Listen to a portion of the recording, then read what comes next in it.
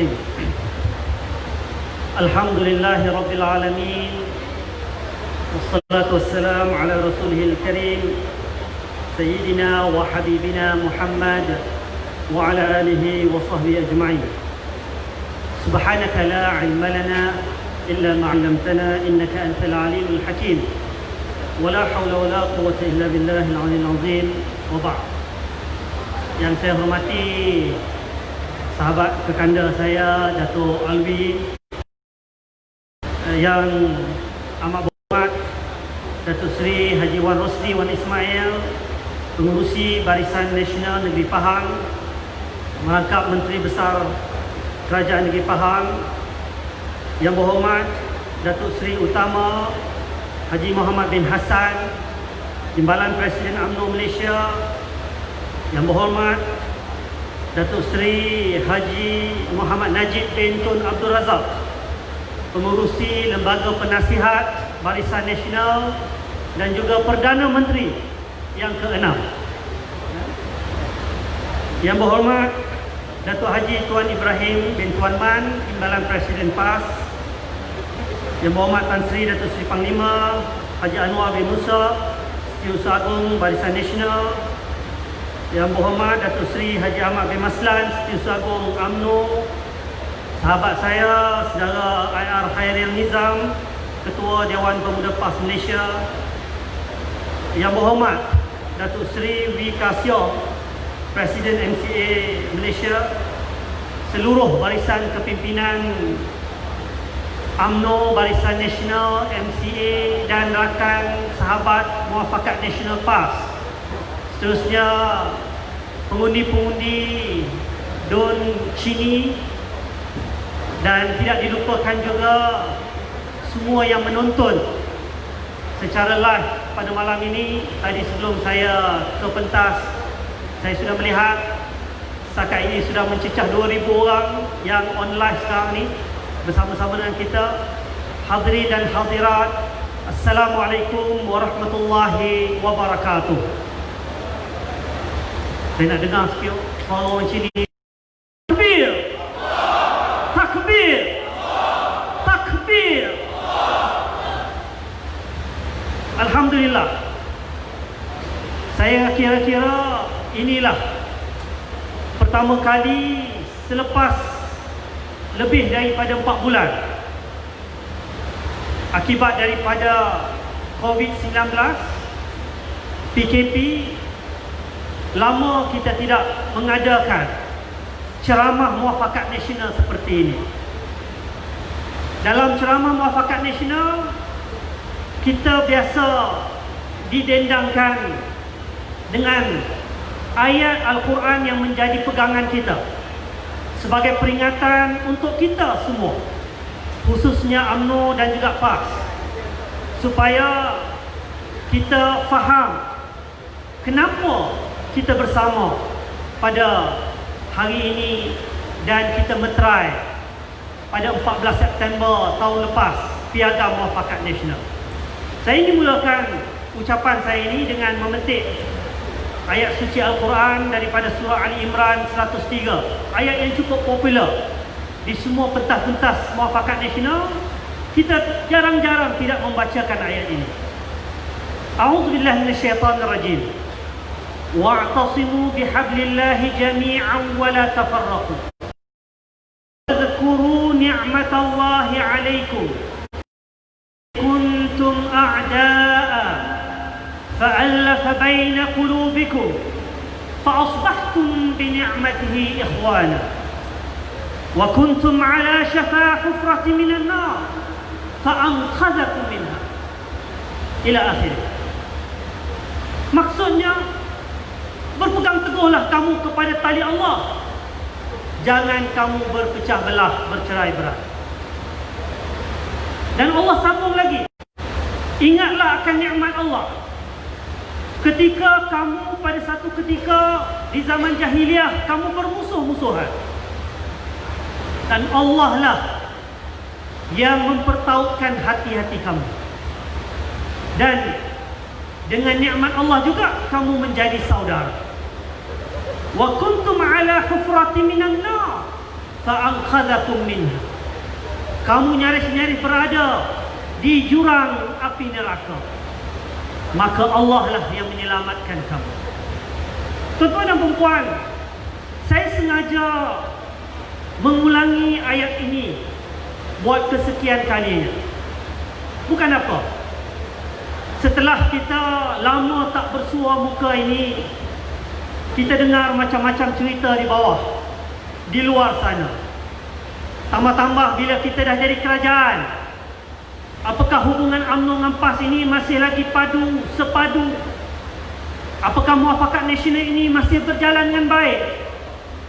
Apakah UMNO baik, PAS baik, dah jadi menteri, timbalan menteri dah geli-geli, dah lupa akan perjuangan kita? Dan tidak kurang juga hantu-hantu penghasut yang mula mengolah onar dan mengadu domba di kalangan kita, cuba mencetuskan rasa kesangsian, prejudis dan prasangka di kalangan kita. Dan kalau kita tidak bertemu seperti ini, macam-macamlah musuh akan berkata dan mentohmah kita. Sebab itu penting untuk kita menghayati ayat ini, kerana ayat ini asbabun nuzulnya, sebab-sebab diturunkan adalah setelah Aus dan Khazraj berjaya disatukan, Ansar dan Muhajirin berjaya disatukan. Tetapi rupa-rupanya dalam penyatuan itu, dalam permuafakatan itu, ada pihak yang tidak puas hati, terutamanya musuh di kalangan orang Yahudi yang mula mendekati mereka, mengadu domba kepada kaum Aus dan Khazraj, cuba untuk menghimbau sejarah lama, kisah-kisah perbalahan, pergaduhan, membongkar segala cerita-cerita lama. Ialah seperti mana Khairil sebutkan tadi, kalau kita nak cerita apa orang PAS tak buat kepada orang UMNO, apa orang PAS tak cakap kepada pemimpin-pemimpin UMNO, saya kira sampai pagi esok pun kita boleh bercakap. Dan saya faham selepas ini Datuk Tuan Ibrahim Tuan Man pula akan berada di pentas. Kalau saya mula menceritakan segala cerita-cerita lama, sakit hati, terkeduh hati, marah dengan apa yang kita lalui berpuluh-puluh tahun, sudah tentu Datuk Tuan Ibrahim boleh menyatakan dengan tegas juga, menyelongkar dan membongkar apa yang orang UMNO Barisan Nasional tak buat pada PAS. Betul atau tidak? Tetapi itu bukan tujuan kita pada hari ini.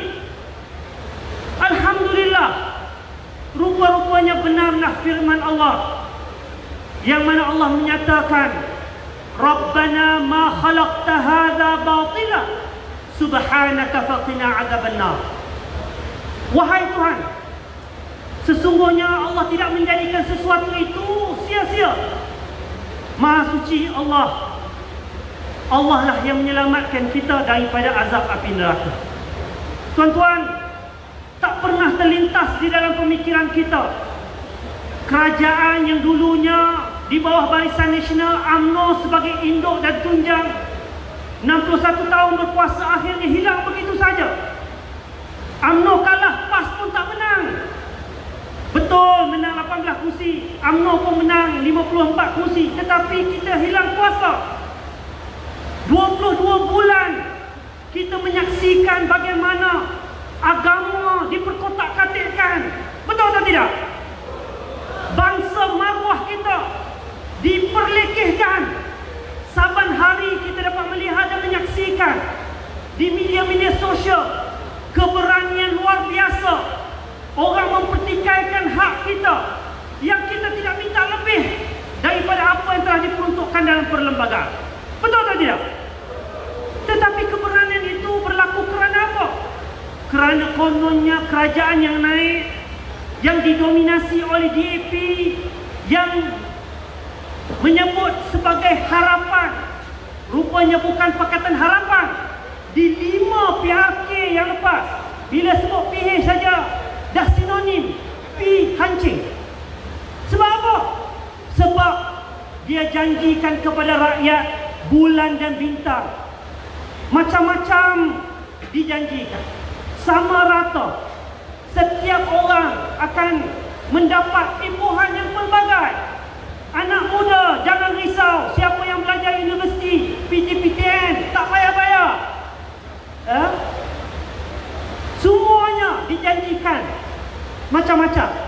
Tetapi rupa-rupanya dua bulan itu Tuhan memperlihatkan kepada kita apakah apabila kamu hilang kuasa, apa yang berlaku. Kita dapat lihat bagaimana agama diperlakukan sebegitu rupa. Bangsa kita seolah-olah hilang maruah di tanah air sendiri. Dan masyarakat kita yang selama ini hidup secara aman dan harmoni, tidak ada masalah. Hubungan di antara kaum dan agama tidak pernah terlintas di dalam pemikiran kita akan berlaku seteruk 22 bulan. Macam mana pernah kita terlintas? Mana pernah zaman Barisan Nasional dulu memerintah, menteri daripada satu kaum buat press statement menghasut satu kaum seolah-olah berlaku peristiwa di kuil Sri Mariaman Sivil, seolah-olah orang Islam yang menyerang kuil tersebut. Zaman BN dulu kita tidak nafikan ada sedikit sebanyak perbalahan itu tidak boleh dinafikan. Tetapi tak pernah menteri-menteri kita, exco kerajaan negeri menghasut dan mengadu domba. Kita akan cuba menenangkan kaum-kaum kita. Tetapi ini tidak berlaku. Kerana apa? Kerana ada parti chauvinis di dalam Pakatan Harapan ini, terutamanya di AP. Kita masih ingat exco Ganapati Rao seawal pagi subuh lepas peristiwa malam perbalahan antara dua pihak di kuil Sri Mariaman, pagi terus keluarkan kenyataan di FB, Facebook, mengatakan orang Islam serang kuil. Tengah hari tak habis dan selesai dan tak tenang lagi, menteri-menteri daripada satu kaum buat kenyataan di parlimen. Polis tak dapat kawal keadaan. Ada orang berkumpul kononnya nak mempertahankan kuil di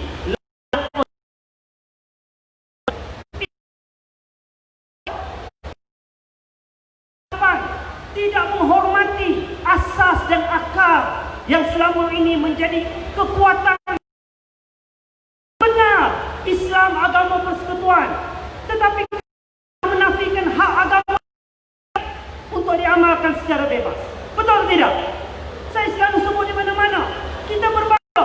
Orang kata PAS ini ekstrim. Kelantan, kita ada patung Buddha terbesar di dunia, di Asia, duduk, berdiri, tidur.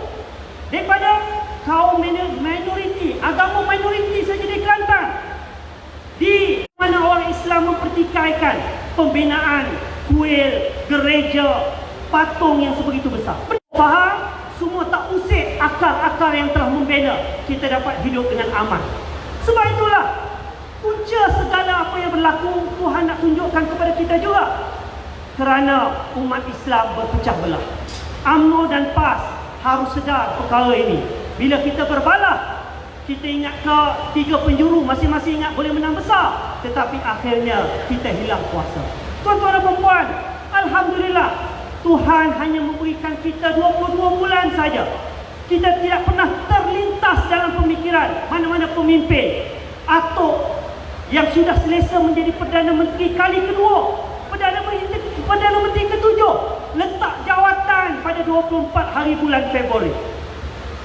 Letak jawatan, runtuh satu kerajaan. Kita tidak pernah terlintas. Tetapi kerana apa? Bukan kerana UMNO, bukan kerana Barisan Nasional, bukan kerana PAS. Kerana perbalahan dan perebutan kuasa antara dua sosok yang berpuluh-puluh tahun nak merebut jawatan. Seorang termimpi-mimpi bakal Perdana Menteri ke-8. Hari ini bukan bakal Perdana Menteri, bakal timbalan Perdana Menteri ke-9. Tuan-tuan dan puan-puan, ini semua Tuhan nak saksikan kepada kita. Bila kita bersatu, bila kita kembali bermuafakat, kekuatan akan kembali kepada kita. Sebab itulah dalam konteks hari ini, Alhamdulillah, bila Tuhan uji kita dengan COVID-19, mungkin ini juga antara kemujuran dan hikmah yang Allah berikan.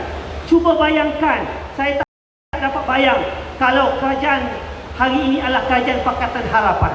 Apakah kita boleh dan mampu untuk menangani COVID-19 sebagaimana yang dilaksanakan oleh kerajaan di bawah suatu gabungan parti-parti politik yang sanggup berlapang dada demi rakyat.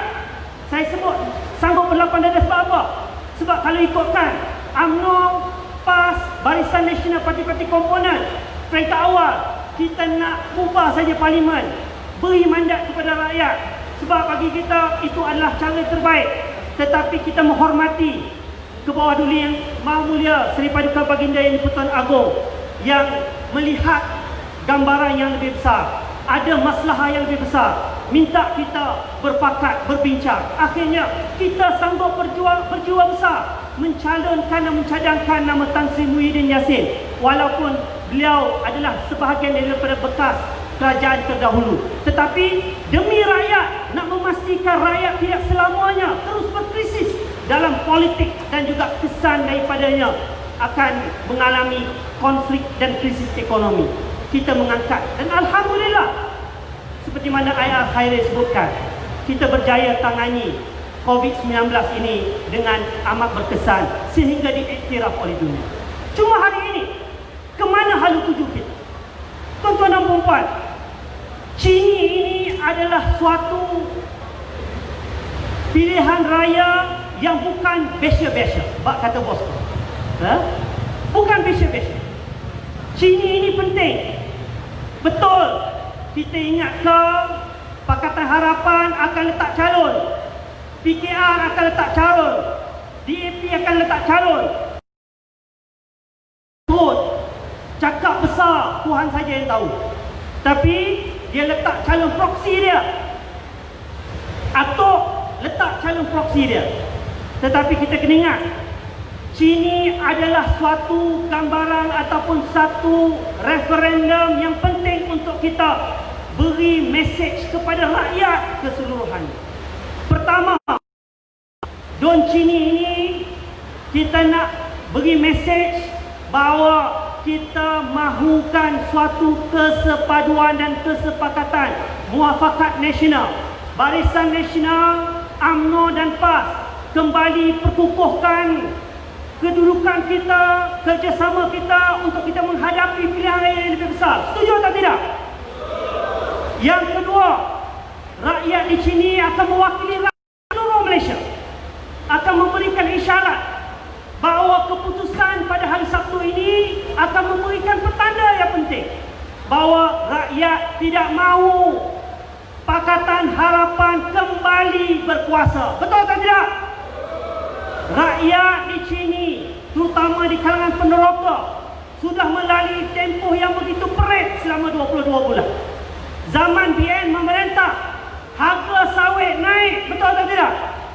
Kerana apa? Kerana kita ada kebijaksanaan Perdana Menteri kita pada waktu itu, Datuk Seri Najib Tun Razak, yang ramai orang mungkin tertanya-tanya, kenapa kita sanggup pelihara 2 ekor panda dulu negara China? Macam-macam fitnah dilontarkan kepada Datuk Seri Najib. Tetapi hasil daripada hubungan diplomatik itulah negara China beli minyak sawit kita. Harga sawit melonjak tinggi pada waktu itu. Kesannya kepada rakyat, kesannya kepada peneroka. Betul atau tidak? Naik saja Pakatan Harapan, minyak sawit jatuh. Sebab apa? Semua orang dia gaduh. Atok gaduh dengan negara China, Atok juga gaduh dengan negara India. Hari pertama berkuasa, esok SPRM dikerahkan untuk menyiasat syarikat-syarikat ECRL, syarikat-syarikat China dan sebagainya. Menyebabkan orang China, kerajaan China terasa hati buat isytiharan beli sawit daripada Indonesia, tidak beli daripada kita. Jatuh merudum, orang-orang Felda sengsara. Betul atau tidak? Sebab itulah ini satu contoh. Tetapi banyak lagi perkara-perkara lain kalau kita nak sebutkan. Sebab itu penting kita kena memberikan isyarat bahawa hari Sabtu ini rakyat Chini akan mewakili seluruh rakyat Malaysia untuk memberikan isyarat bahawa cukuplah. Kita tidak mahu lagi kerajaan Pakatan Harapan dulu yang hanya mementingkan tembolok masing-masing, bergaduh soal siapa nak jadi Perdana Menteri. Sampai hari ini pun tak selesai lagi. Dah jatuh tak sedar diri, masih lagi berbalah bab siapa nak jadi Perdana Menteri. Akhirnya atuk letak anak dia sebagai timbalan Perdana Menteri kedua. Tuan-tuan dan puan-puan, apakah kita mahu kerajaan ini kembali? Tidak. Kita mahu agar kesepaduan kita dan kerjasama kita menuju pilihan raya ke-15 nanti, kita akan mendapat mandat yang besar daripada rakyat untuk kita menubuhkan kerajaan yang kukuh, stabil, harmoni, yang meletakkan tunjang dan asas-asas yang telah kita bina di dalam perlembagaan yang tidak boleh diusik oleh sesiapa. Tuan-tuan dan puan-puan, sebelum saya mengundur diri, saya ingin menyatakan rasa terima kasih saya dan penghargaan kepada pucuk pimpinan. Saya kena sebut ini sebab saya kena sebut Datuk Seri Najib ada di sini, Datuk Seri Utama Muhammad bin Hassan, Timbalan Presiden pun ada di sini. Saya ingin mewakili pergerakan pemuda UMNO, pemuda Barisan Nasional, ingin mengucapkan terima kasih kepada pucuk pimpinan Datuk Seri Najib kerana mencalonkan saudara Syarim, anak muda, orang muda, sebagai calon wakil generasi kedua anak muda untuk bertanding pada PRK kali ini. Mudah-mudahan ini juga satu isyarat seperti mana saudara Khairil sebutkan tadi. Isyarat bahawa parti ini sentiasa bersifat progresif dan dinamik. Parti ini tidak pernah menutup pintu kepada anak-anak muda. Parti ini tidak memilih bulu. Parti ini sebenarnya memberi ruang untuk suara orang muda hari ini diberikan tempat sewajarnya. Kita berilah sokongan kepada Syarim kerana beliau bukan saja anak tempatan tetapi cukup memahami naluri suara Chini. Saya dengan rasa rendah diri memohon semua pengundi-pengundi di luar sana yang menyaksikan live pada malam ini, baliklah pada hari Sabtu ini. Baliklah, tunaikanlah tanggungjawab. Betul, yang lawan Barisan Nasional adalah hanya proksi kepada Atuk, calon bebas. Tetapi kita perlu memberikan isyarat seperti mana saya sebutkan tadi, mewakili rakyat secara keseluruhannya. Penting untuk kita memberikan mesej bahawa rakyat Chini pada hari Sabtu ini akan memberi sokongan kepada Barisan Nasional sekaligus memberi sokongan kepada Muafakat Nasional, rakan kita PAS yang setia bersama dengan kita waktu susah dan waktu kita senang hari ini. InsyaAllah dengan pemuafakatan ini kita akan dapat membina mercu kejayaan dalam PRU ke-15. Setuju atau tidak? Setuju atau tidak? Saya nak dengar suara orang Chini sekali lagi. Boleh? Undi! Undi! Undi! Takbir! Takbir! Takbir! Wabillahi taufiq wal hidayah. Wassalamualaikum warahmatullahi wabarakatuh.